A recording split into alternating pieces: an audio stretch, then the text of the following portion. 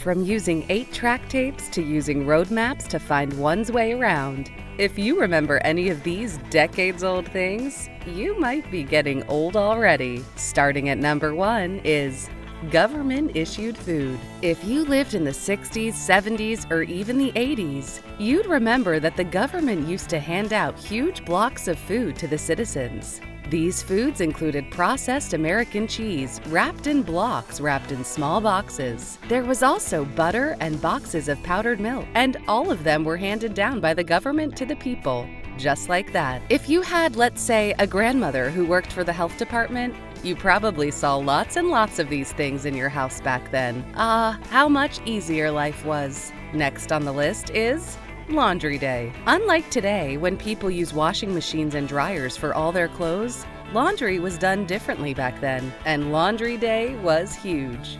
Wet clothing was usually spread outside to sun-dry on the clothesline. Even beds were spread outside to air. This way, clothes and beds would smell fresh when they were finally retrieved from outside back into the house. It was almost like they were new items. The clothes or beds didn't shrink when exposed to fresh air and sunlight. Number 3 is movies. Back then, watching movies was very different from how it is nowadays. Normally, you start by tuning in to Channel 3. After that, you hit the VCR power button and load the VHS tape. After this, people would heat up their popcorn on the stove, especially Jiffy Pop, as they treated themselves to whatever was airing. This is no longer a thing today. You can subscribe to watch your favorite movies or TV shows on Netflix, Apple TV, Amazon Prime, etc. You can even download or watch them on legal websites or platforms like YouTube. People in the 60s, 70s, and 80s didn't have that luxury, just like they didn't have the luxury of having saved contacts on their phones.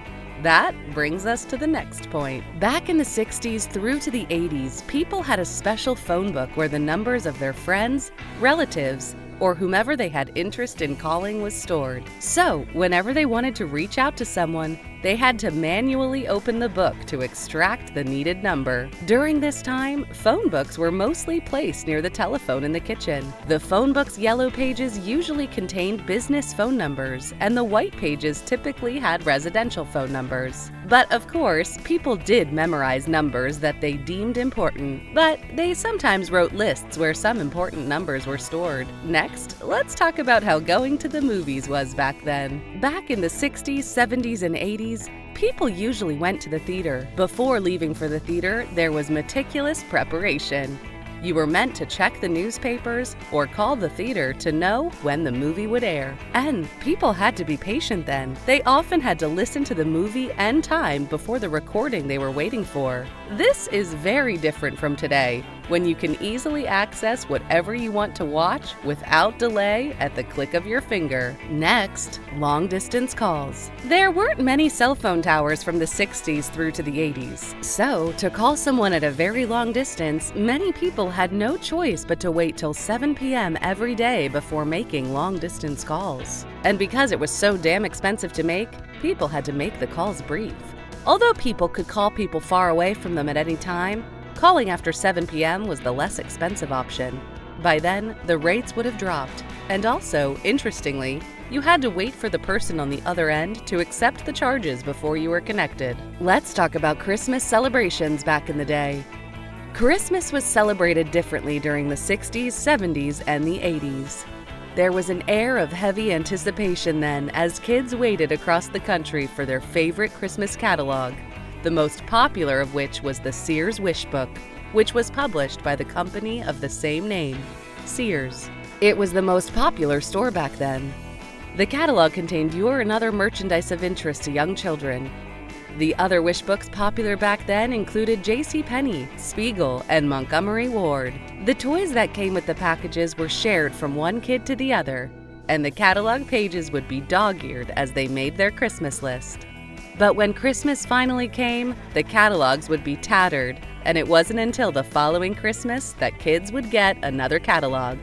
On to the next. Back then, 8-track tapes existed as a music player with which one would listen to any song, including one's favorite songs at any time. There was no need to wait for the radio to play a particular song you wanted.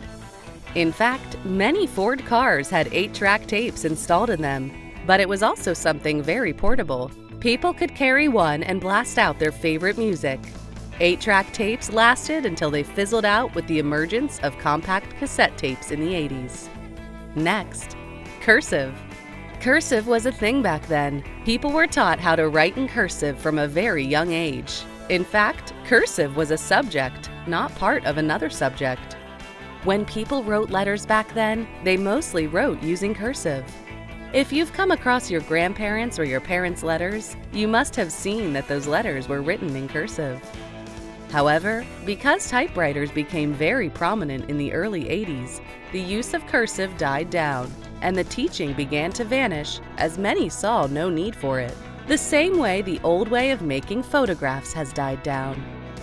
Decades ago, when people had no phones with cameras, they could only capture the moment by using Photomat. Unlike today, when people can take pictures at will, photos were rare, cost money, and reserved for special occasions. Also, unlike today, when photos can be stored digitally, people get copies of their photos, which are usually taken by small, drive-through photo specialist booths called Photomat. Photomat would take and develop the photos overnight, and you'd get them the following day. These Photomat booths were mostly located in the shopping center parking lots. Next, road maps. During the 60s through to the 80s, road maps were a thing. Yes, no GPS back then, except paper GPS or road maps, which were often handed out in gas stations. Basically, people relied on road maps to find their way around. Also, during this period, people had road atlas, which they kept in the glove compartment of their cars. Road atlas typically had maps of every state and explained the landmarks in each state. Road atlas was the best companion for a road traveler during this time. Thanks to Google Maps, we can now track our location without resorting to the manual use of road maps or road atlas. Next, let's talk about Pizza Hut. What's a list of interesting things in the 60s to the 80s without mentioning Pizza Huts? Pizza Huts took the hearts of many people back then. The stained glasses, the chandeliers, the checkered tablecloths, and the pizza buffet itself. All of these things were part of the fascination and charm of Pizza Hut back then. The most interesting thing about Pizza Hut then was their Book It program. Basically, it was a program that rewarded you with a pan pizza if you hit your reading target for the month. This motivated many people to read, and what a great initiative it was. Next on the list is Tupperware. Yes, people still use Tupperware today, but back then, starting from the 50s to the late 70s, there was a frenzy for using Tupperware. The frenzy started when housewives threw parties with the heavy use of Tupperware products. These parties were later known as Tupperware parties. It was during these parties that many people were able to get their hands on reusable containers. In fact, some women were inspired to start their own Tupperware business after these parties became a thing, as the Tupperware trend elicited high demand. Tupperware parties were typically held in the living room then, and there were always refreshments and snacks. This grassroots approach made Tupperware an ever-present feature of most houses back in the day. On to the next item on the list, typing. Back then, many people had to take typing classes. With the advent of typewriters, people needed to learn how to handle this machinery. It was not like the modern keyboard used nowadays. A special procedure was required to set the ink and erase errors. So typing was a thing back then, especially in high school. In the 60s, not only were people taught how to handle a typewriter, but they were also taught how to type faster. In the 70s, typewriters became present in almost every office in the United States, and it was just a requisite skill to enter the job market. Number 15 on the list is collecting grocery store stamps. So many people back then collected grocery store stamps. What was the benefit? Well, it's rather simple. Grocery stamps incentivize people to shop in certain stores and not others. People would lick the stamps and fill the books with S&H green or blue chip stamps, which they usually traded for groceries. Not only adults, but also kids helped their parents collect stamps, and they redeemed these loyalty rewards. Next is handwritten report cards. Unlike today, when parents can check their report cards online, back then, report cards were handwritten by the teachers. Teachers not only wrote down the grades, but they also made comments on the characters of their pupils. If you experienced this directly, you probably still have your report cards or teacher notes as a keepsake. Next on the list is cold remedy. Back then, you were not immediately rushed to the hospital when you caught a cold. The cure was rather very simple, but also very effective.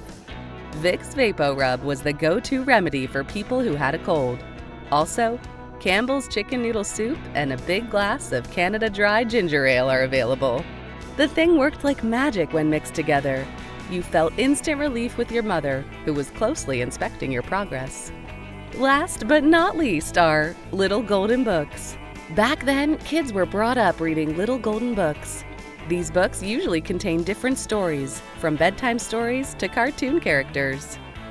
Nowadays, there are so many of them anymore. Kids are even brought up on Wattpad. In any case, little golden books were part of people's childhood during this period.